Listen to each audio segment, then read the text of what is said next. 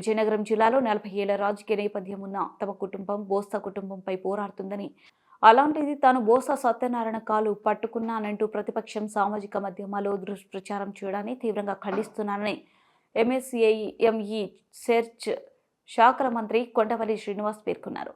మాజీ మంత్రి బోసా సత్యనారాయణ కాలు మంత్రి శ్రీనివాస్ ముఖ్యాలంటూ సామాజిక మాధ్యమాల్లో అవుతున్న ప్రచారంపై ఆయన స్పందించారు. మంగళగిరిలోని తేదీపా కేంద్రం కార్యాలయంలో శనివారం మాట్లాడారు. అసెంబ్లీ సమావేశాల సమయంలో నవంబర్ 11న లాబీలో ఇతర ఎమ్మెల్యేలతో పాటు కూర్చొని ఉండగా బోసా సత్యనారాయణ అటువైపు రావడంతో అందరితో పాటు లేచి సంస్కారంతో పలకరించానని, అంతకు మించి ఏం జరగలేదని తెలిపారు. బోసా కుటుంబం విజయనగరం జిల్లా అభివృద్ధికి చేసిందేం లేదని ధ్వజమెత్తారు. జిల్లాలో బోసా కుటుంబం వల్ల అన్యాయమైన వాళ్ళు ఆ వివరాలను తమ దృష్టికి తీసుకొస్తున్నారని, వాటిపై చర్యలు తీసుకుంటామని మంత్రి శ్రీనివాస్ తెలిపారు.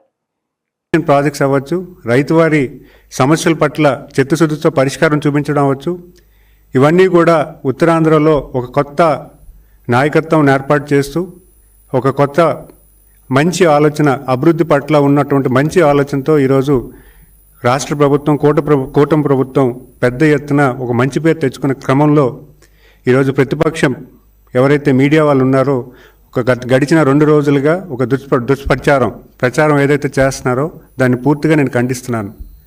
ఏదైతే వాస్తవాలు లేకుండా పూర్తిగా న్యూస్ ఏదైతే పబ్లిష్ చేస్తున్నారో, ఒక సోషల్ మీడియాలో మొదలైన న్యూస్ని వ్యతిరేకించి ఒక పెద్ద ఎత్తున దాని సెన్సేషన్ క్రియేట్ చేస్తూ యువ నాయకత్వాన్ని, అలాగే జిల్లాలో ఏర్పడినటువంటి ఈ కొత్త నాయకత్వాన్ని బలహీనం చేద్దామన్న ఆలోచనతో ఈరోజు ఒక దుష్ప్రచారం చేస్తున్నారు.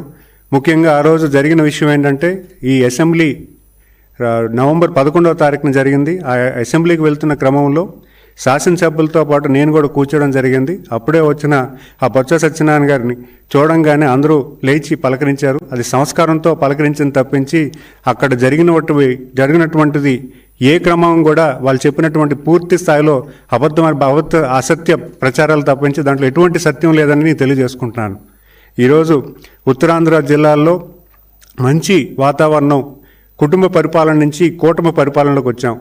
మీరు చూసుకుంటే గడిచిన 20 సంవత్సరాల్లో కుటుంబ పరిపాలనని పెద్ద ఎత్తున వాళ్ళు ప్రోత్సహించి విజయనగరం జిల్లాలో పెద్ద ఎత్తున వాళ్ళ తాలూకా కుటుంబ సభ్యులే ఒక్కొక్క కాన్స్టెన్సీ తీసుకొని వాళ్ళు నిలబడడం కానీ, లేకపోతే వాళ్ళ తాలూకా మనిషి నిలబట్టి పూర్తి స్థాయిలో భూదందాలు అవ్వచ్చు, లేకపోతే ఇసుక దందాలు అవ్వచ్చు, లేకపోతే లిక్కర్ దందాలు అవ్వచ్చు, పూర్తి స్థాయిలో వాళ్ళు కుటుంబ పరిపాలన చేసిన తరుణంలో ఈరోజు విజయనగరం జిల్లాలో ప్రజానికం అందరూ కూడా ఏకమై ఈరోజు మొత్తం వాళ్ళెవరిని కూడా గెలిపించకుండా కూటమి ప్రభుత్వం నిలబెట్టిన క్యాండిడేట్స్ని ఈరోజు ఏకతాటిగా గెలిపించిన ఈ క్రమంలో మీరు ఆలోచన చేస్తే వాళ్ళ తాలూకా పరిపాలన, వాళ్ళ తాలూకా లీడర్షిప్ని పూర్తిగా నిర్వీర్యం చేసే క్రమం మొదలైందని చెప్పుకోవాలి.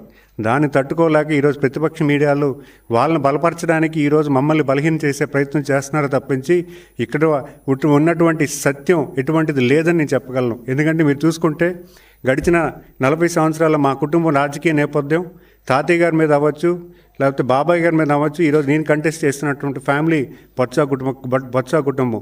ఆ కుటుంబం మీద మేము పోరాడి గెలిచి ఈరోజు పార్టీని ఈ రకంగా పార్టీని పూర్తి స్థాయిలో కసరత్తు చేస్తూ పార్టీ తాలూకు కేడర్తో మమేకమై పనిచేస్తున్న తరుణంలో ఈరోజు వాళ్ళు వచ్చి మేమేదో ఆయన కాలు పట్టుకున్నామని, ఆయన తాలూకు ఇదని చెప్పడం ఎటువంటి అసత్య ప్రచారాలు తప్పించి ఇది పూర్తిగా నిజం లేదని నేను చెప్పగలను.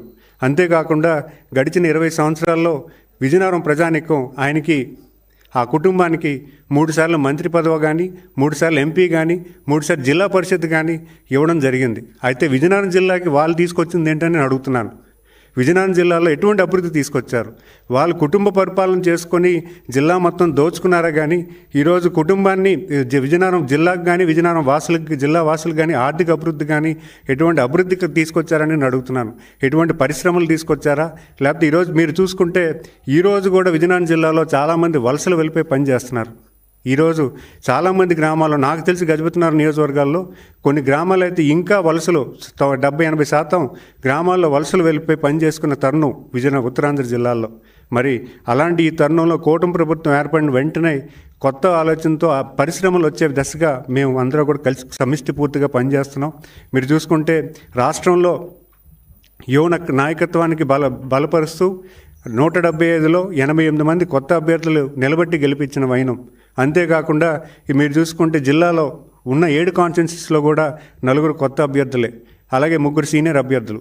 ఈ ముగ్గురు కలిసికట్టుగా పార్టీని స్ట్రెంథన్ చేస్తూ పార్టీ తాలూకా ఆలోచన విధి విధానాలను పూర్తి స్థాయిలో గ్రౌండ్ చేస్తూ ఈరోజు విజయనగరం జిల్లాలో కూటమి ప్రభుత్వకు ఒక మంచి పేరు వచ్చే దశగా మేము కలిసికట్టుగా పనిచేస్తుంటే అది ఓర్వలేక ఈరోజు ప్రతిపక్ష మీడియా ఏదైతే ఉందో దాన్ని నిర్వీర్యం చేయడానికి, దాన్ని కార్యాచరణ చేయడానికి లేనిపోయిన అపోహలు క్రియేట్ చేస్తూ దాన్ని పెద్ద ఎత్తున పబ్లిసిటీ చేస్తూ ఒక రాంగ్ ప్రచారం చేయడం జరుగుతుంది. ఈరోజు మీరు చూసుకుంటే ఇలాంటి ప్రచారాలు ముఖ్యంగా నేను చెప్పేది ఏంటంటే కార్యకర్తల తాలూకా మనోభావాలు దెబ్బతీసే దిశగా ఈరోజు ఒక రాంగ్ మీడియా రాగానే కార్యకర్తలకి ఒక అపనమ్మకం క్రియేట్ చేసి వాళ్ళకి ఆసక్తి వార్తలు తెలియజేసి వాళ్ళ తాలూకు ఐక్యతను దెబ్బ కొట్టే. ఎందుకంటే ఈరోజు 92% మ్యాండేట్ కూటమి ప్రభుత్వానికి ప్రజలు మ్యాండేట్ ఇచ్చారు. అలాంటి మ్యాండేట్ని కొలగొట్టాలంటే ఫస్ట్ కార్యకర్తలు నిర్వీర్యం చేయాలన్న తప్పుడు ఆలోచనతో ఈరోజు లేనిపోని న్యూస్ ప్రతి మినిస్టర్ మీద ఒక స్టోరీ క్రియేట్ చేస్తూ ఒక అసత్య ప్రచారాలు చేస్తూ ఈ రకంగా చేయడం కేవలం ఆ ప్రతిపక్షం తాలూకా ఆలోచన విధానం అని నేను చెప్తున్నాను. ఆ విధానంలో మనం ఆలోచన చేయాలి. ఈరోజు మనం రాష్ట్రం అభివృద్ధి కోసం మన తాలూకా ప్రగతి కోసం మనందరం కలిసికట్టుగా పనిచేస్తున్నాం. ఇలాంటి పరిస్థితుల్లో వాళ్ళు ఇచ్చిన వార్తలు బేస్లెస్ వార్తలు మనం పట్టించుకొని మనం వెనకబాటు వెళ్ళే పరిస్థితి మనం కార్యాచరణ చేయకండి. ఇది ఈరోజు నాకు జరిగింది. రేపొద్దున ఇంకో మంత్రి కావచ్చు, ఇంకో ఎమ్మెల్యేకి చేయొచ్చు. అంటే ఒక అసత్యపూర్వకమైన ఏవైతే పబ్లిష్ అవుతున్నాయో సోషల్ మీడియాలో దాన్ని మీరు సీరియస్గా తీసుకోకూడదని మనవి చేస్తున్నాను. ఎందుకంటే ఈ వార్తలు ఎటువంటి నిజాలు లేవు. ఈ వార్తలు కేవలం ఏంటంటే ఒక పర్సన్ ఇంట్రెస్టో లేకపోతే ఒక పార్టీ ఇంట్రెస్ట్ మీద వెళ్ళే ఈ న్యూస్ తప్పించి దీనివల్ల ఎటువంటి నిజాలు లేవు. దానికి కావాల్సిన ప్రూఫ్స్ కూడా వరదలు లేవు. అలాంటి అసత్య ప్రచారాలను మీరందరూ కూడా భవిష్యత్ కాలంలో మీరు ఆలోచన చేయండి. మేము ఖచ్చితంగా ఒక మంచి లీడర్